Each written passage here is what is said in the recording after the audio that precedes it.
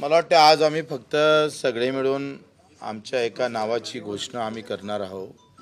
सगळ्यांच्या चर्चा झाल्या आणि चर्चामध्ये परिवर्तन महाशक्ती आघाडी पण नाही, युती पण नाही, आमची परिवर्तन महाशक्ती म्हणून आता आम्ही समोर जाणार आणि इथून इकडे आता सगळा कार्यक्रम आम्ही राबवणार आहोत। इतरही काही संघटनेला याचं असेल लहान मोठ्या त्या संघटनेसाठी आमचं दालन 26 तारखेला संभाजीनगरला उघडं राहील। त्याचा व्यवस्थित पत्ता दिला जाईल। त्या पत्त्यावर ज्या ज्या काही लहान संघटना राहिल्या असेल या महाशक्तीमध्ये ज्यांना ज्यांना सामील व्हायचं आहे, आमचे जो विचाराचा आणि मुद्द्याचा अजेंडा आहे त्यांना ज्यांना सामील व्हायचं असेल त्यांनी संभाजीनगरला सामील व्हायसाठी यायचं आहे। पुढील राजभाऊ वगैरे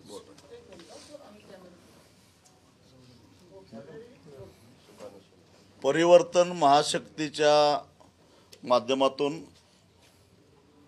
महाराष्ट्रातल्या जनतेला एक सशक्त पर्याय द्यायचा निर्णय आम्ही घेतलेला आहे। या परिवर्तन महाशक्तीचं नेतृत्व सामुदायिक असेल, एक समन्वय समिती असेल, त्या समितीमार्फत अंतिम निर्णय घेतले जातील। बच्चूभाऊंनी सांगितलं त्या पद्धतीनं 26 सप्टेंबरपर्यंत ज्या सामाजिक संघटना असतील, कदाचित त्या रजिस्टर नसतील परंतु सामाजिक क्षेत्रात काम करत असतील, त्या सामाजिक संघटना असतील किंवा छोटे मोठे पक्ष असतील, चळवळीतले घटक असतील, या साऱ्यांना बरोबर घेऊन एक सामान्य माणसाला पर्याय म्हणून महाराष्ट्राचा 7-12 काय कुणाला आमदार दिलेला नाही। प्रत्येक मतदारसंघामध्ये एक आश्वासक चेहरा या परिवर्तन महाशक्तीच्या माध्यमातून आम्ही देणार आहोत। स्वच्छ चारित्र्य, स्वच्छ हात असलेलाच असा चेहरा असणार आहे आणि त्यासाठी ज्या ज्या घटकांना महाराष्ट्रातलं अगदी खालच्या दर्जाला गेलेलं जे राजकारण आहे ते पसंत नसेल, गेल्या 5 वर्षामध्ये महाविकास आघाडीचे 2.5 वर्ष आणि महायुतीचे 2.5 वर्ष अनुभवलेले आहेत आणि अशा परिस्थितीमध्ये ज्यांना या महाराष्ट्राच्या राजकीय संस्कृतीचा जो ऱ्हास झालेला आहे ते पसंत नसेल त्यांनी या परिवर्तन महाशक्तीमध्ये सामील व्हावं। परिवर्तन महाशक्ती या नावाने एक महाराष्ट्र, एक सुसंस्कृत महाराष्ट्र, एक वेगळा पर्याय या परिवर्तन महाशक्तीच्या माध्यमातून आम्ही पुढे येत आहोत। लोक अस्वस्थ झालेले, जनता अस्वस्थ झालेली आहे। जनतेला एक वेगळा पर्याय पाहिजे जो खऱ्या अर्थाने महाराष्ट्र घडवू शकतो। या 75 वर्षात आजही आपण त्या मूलभूत प्रश्नावरच आपण चर्चा करीत आहोत। आपण जर पाहिलं तर एका गावात गेलं तर तुम्हाला नेहमी एक छोटं गाव आणि एक मोठं गाव पाहायला मिळतं। मोठं गाव म्हटलं तर बुद्रुक, छोटं गाव म्हटलं तर खुर्द। आणि तशीच आज राजकीय परिस्थिती आज निर्माण झालेली आहे। म्हणजे शिवसेना बुद्रुक, शिवसेना खुर्द, एनसीपी खुर्द, एनसीपी बुद्रुक आणि लोक संभ्रम आहेत की हेच सत्तेत असतात, हेच विरोधात असतात आणि त्याच मूलभूत प्रश्नावर आजही आपण चर्चा करीत आहोत। आणि म्हणून आम्ही सर्वांनी निर्णय घेतला की एक चांगला पर्याय जनतेला आणून देऊ आपण।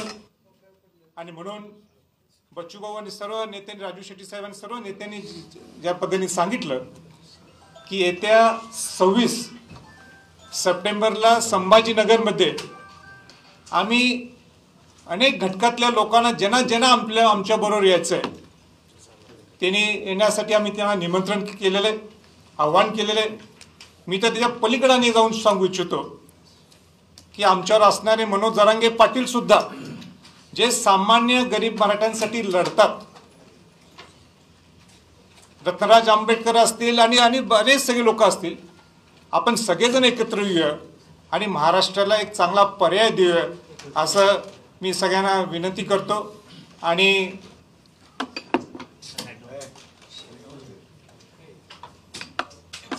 मला वाटतं आपण सगळ्यांनी सगळे विषय मांडलेले आहेत. आपले काही प्रश्न असतील तर आपण विचारू. नाव ठरलंय, चिन्ह ठरलंय का काही? झालंय का? का महाराज जरांगे पाटलांशी या संदर्भात बोलणं झालंय का? मनोज जरांगे पाटलांची माझी स्वतंत्र भेट झाली आहे, राजकीय चर्चा सुद्धा झालेली आहे.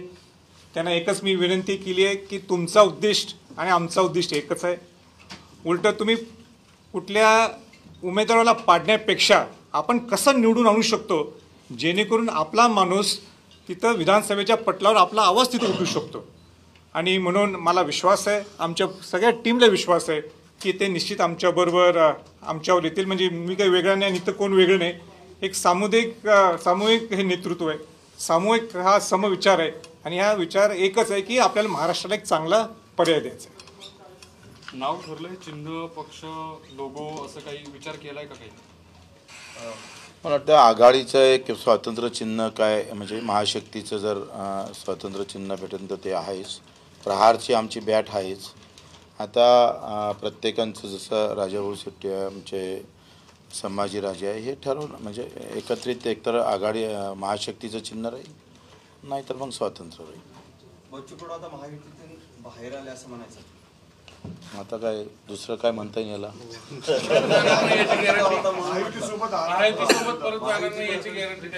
तुम्हाला स्टॅम्प पेपर लिहून द्यायचं का? तिकडे जयंत पाटील म्हणतायत की महाविकास आघाडीची मतं खाण्यासाठी अशा पद्धतीची तिसरी आघाडी समोर येते. काय आरोप तर होणारच आहे. मी त्याला उत्तर देतो. महाराष्ट्राचा 7-12 काय त्यांना लिहून दिलेला आहे काय? आता मग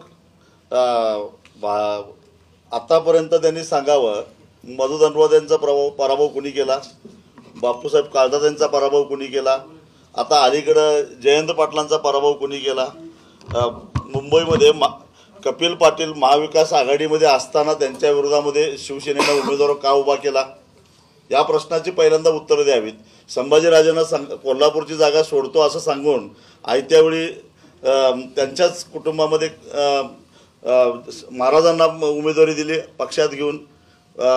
हातकणंगलेमध्ये स्वाभिमानीला ही जागा सोडली असं सातत्यानं 6 महिने घोषणा करता करता अचानक मशाल हे चिन्ह घेण्यासाठी कुणी सांगितलं?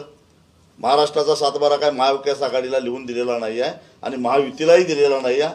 या महाराष्ट्रातली जनता ठरवेल कुणी या महाराष्ट्रामध्ये लोकांचं प्रतिनिधित्व करायचं. पण लोकशाही आहे ना. बी टीम ते पण असू शकतं ना. त्यांच्यामधली अर्धी बी टीम तर ते आहेच. जयंत पाटील गॅरंटीनं सांगतात का आम्ही भाजपशी माझे संबंध आहेत म्हणून? नाही, एक गोष्ट त्यांना विचारली पाहिजे. आणि यांची मग खात्री तुम्ही काय? अजित पवार साहेब तुमचे बी टीम आहे, तुमची बी टीम आहे. तुम्ही आता जे स्टेटमेंट केलं काय म्हणायचं तुम्हाला? मग मी एवढंच सांगतो की त्यांनी खात्रीने सांगितलेलं आहे काय ते त्यांच्याच सहकारी पक्षाचे नेते सांगतात. सातत्यानं आरोप करत होते लोकसभेला की ह्याच्या पाठीमागे जयंत पाटील आहेत म्हणून. सांगलीला जो काय गोळ झाला त्याचा त्या प्रश्नाचं पहिल्यांदा जयंत पाटलांनी उत्तर द्यावं. आणि यांनी लिहून द्यावं ना का आम्ही भाजपमध्ये जाणार नाही म्हणून. सगळ्यांनीच तुम्ही सांगा. आज काँग्रेस अर्धी झाली, राष्ट्रवादी अर्धी झाली, शिवसेना अर्धी झाली. तर मग अशा पद्धतीचे आरोप करून पहिले त्यांनी स्वतःला तपासलं पाहिजे. लोकशाहीमध्ये प्रत्येकानं आपापली बाजू मांडण्याचा लढण्याचा अधिकार दिला. कोणी दुसरं काही लढतं तर ते बी टीम आणि हे लढले तर अ टीम. असं कसं काय तुम्ही ते जनता ठरवून ना कोणती टीम कोणती आहे. तर ज्याचे घर काचेचे आहेत त्यांनी लोकांच्या घरावर दगडफेक करू नये, ते क्रॅक होते. कॉमन मिनिमम प्रोग्राम ठरणार होता तर परिवर्तन महाशक्तीचा काय कॉमन मिनिमम प्रोग्राम ठरला? तो आम्ही सांगू आपल्याला नेक्स्ट 26ला सांगू ना. आम्ही एक समिती तयार करतोय. दुपारी सांगतो म्हणाले होते म्हणून विचारलं. नाही, कॉमन मिनिमम प्रोग्राम तयार करण्यासाठी आम्ही एक समिती नेमलेली आहे आणि हळूहळू आमचा एक जाहीरनामा कॉमन मिनिमम प्रोग्राम तयार होईल. आम्ही स्पष्ट करू. माहितीत असं काय झालं की तुम्हाला बाहेर पडावं लागलं आणि तिसऱ्या युती सोबत आता तुम्ही आलेला? मी एकतर पहिले भाजप आणि शिवसेनेसोबत लढलो नाही. सत्तेच्या समीकरणासोबत गेलो होतो आणि त्याच्यासोबत आपण संभाजीनगरला आंदोलन केलं.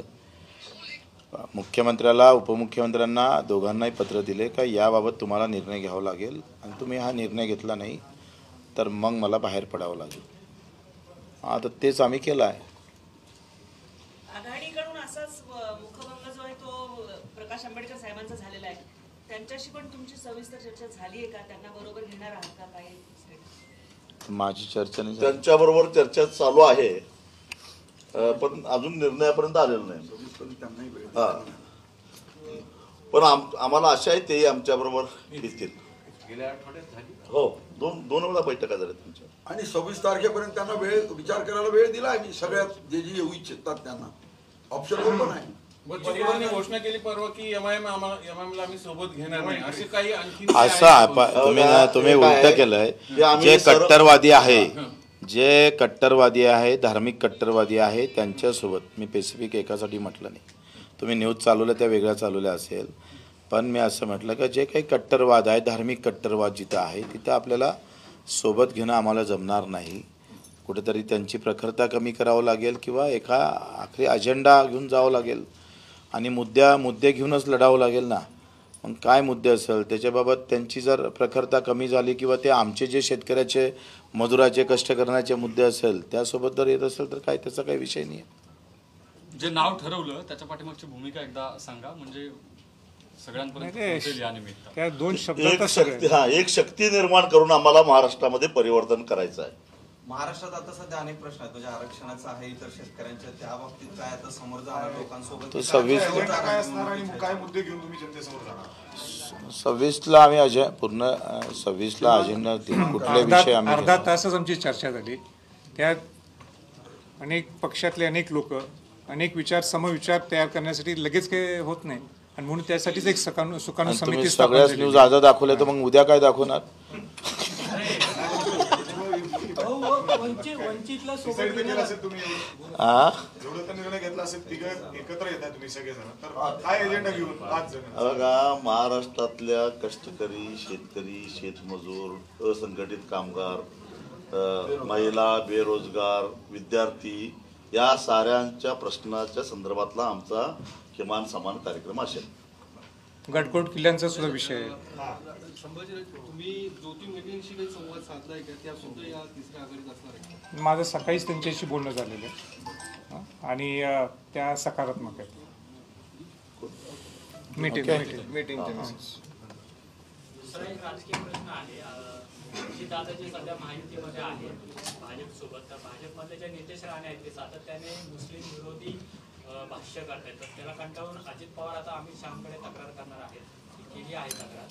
यावर तुमच्या दोघांची प्रतिक्रिया असते? नाही, कुणी कुठल्या धर्मातल्या लोकांना दुसऱ्या धर्माच्यावर कुठेतरी असं बोलणं आणि दुसऱ्या धर्माच्या भावना दुखवत असतील तर ते कुणी असेल तरी ते बोलणं हे काय बरोबर नाही. त्याची थोडीफार स्पष्टता बच्चूभाऊंनी सुद्धा मगाशीच आपल्या उत्तरात सांगितली. तुम्ही या आघाडीचं नेतृत्व करताय शेट्टी साहेब, तुम्ही स्वतः विधानसभा निवडणूक लढवणार आहात आणि तुमचं काही मतदारसंघ कुठले ठरलेत का? शेट्टी साहेब आणि आमची आघाडी जो निर्णय घेईल तो आम्हाला सगळ्याला बंधनकारक असेल. तुमच्या प्रश्नाचं उत्तर असं होतं सर की ते मारल्यासारखं करते, संध्याकाळी रडल्यासारखं करते, पुन्हा पुन्हा भाऊ म्हणून पुन्हा एका व्यासपीठावर आघाडीत काम करतात. म्हणजे हे दाखवायचे दात वेगळे, खायचे दात वेगळे. महाराष्ट्रातील 288 लोक विधानसभा लढणार. प्रत्येक मतदारसंघात आम्ही सक्षम पर्याय देऊ.